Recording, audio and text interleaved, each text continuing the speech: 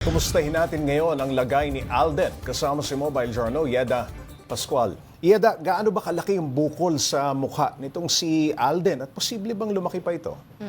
Papsy, ang kwento nung kanyang mother ay nung isinilang niya si Alden, nandun na talaga yung encephalocyl niya. At sabi niya nga is para lang siyang pigsa noon.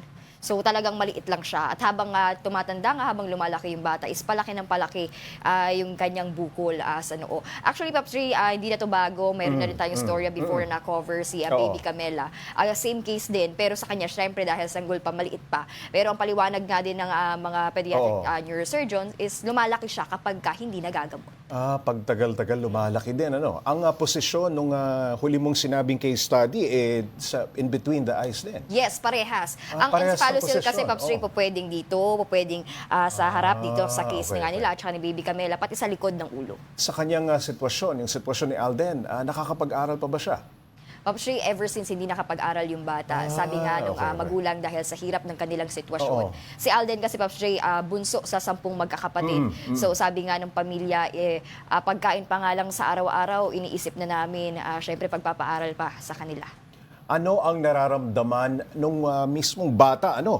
Nasanay na ba siya? Hindi ba masakit itong bukol na ito? Yes, Papsy, nasanay na yung bata. Sabi nga nung mother niya, okay naman na siya. Araw-araw, ganit, sanay na siya sa kalagayan niya. Pagdating naman sa paningin, nakakita naman ng maayos yung bata. Okay naman siya. Yun nga lang, talagang, syempre, yung developmental delays kasi, Papsy, nandun Tapos prone pa yung bata sa bullying. Yeda, ano naman ang dahilan kung bakit nagkaroon ng baluktot na paa? Itong si Alden, naayos ba to? Yun nga, Papsy, mapansin natin sa mga photos na pinadala. Club foot siya, may club foot siya, talagang saliwa yung kanyang paa. Yung club foot, Papsy, isa yan sa pinaka-common na congenital malformation din, birth defect din siya, ibig sabihin. At ito, isa sa kada 1,000 births. Ang kailangan niya naman dito, Papsy, sumangguni sa ortho. Kasi bukod sa kanyang pediatric neurosurgeon na na-interview natin para sa encephalocyl niya, kailangan kasi itong club foot ay hindi ito magagamot hanggat hindi sumasailalim sa operasyon at brace nga at sumailalim din sa therapy yung bata. Gaano ba kadelikado, Yeda, na ipatanggal yung bukol sa mukha ni Alden at magkano ang posibleng gastusin dito? Papsy, ang sabi dun sa mother nung nito nga ni Alden, noon pa sinasabi na sa kanila ng doktor na dapat noon nyo pa siya pinagamot kasi magiging madugo talaga yung gamutan. Kasi ang recommended nga, Papsy, sabi ng ating na-interview na doktor ay 1 o 2 taon maoperahan na yung mga ganitong case kasi sobrang, yun nga, mahaba-haba yung Mas madali i-manage proseso. kung maliit pa lamang at bata pa lamang. Yes, tama.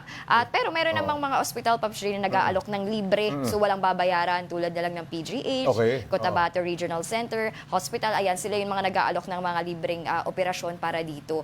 Kaya ayun, kinakailangan muna nilang sumailalim muna sa mga maraming test, CT scan, evaluation, para malaman kung gaano ba kalaki yung part ng brain na lumabas doon sa skull ng bata. Malaking kasi gastusin ba i-cover ito, yun Yeda? tapos ipapasok Malaking sa loob. gastusin? Malaking gastusin, Papsy, kung private hospital. Kaya kinakailangan Operasyon, sana lumapit sila sa government hospital at para ma-assess din yung club foot nga ng bata.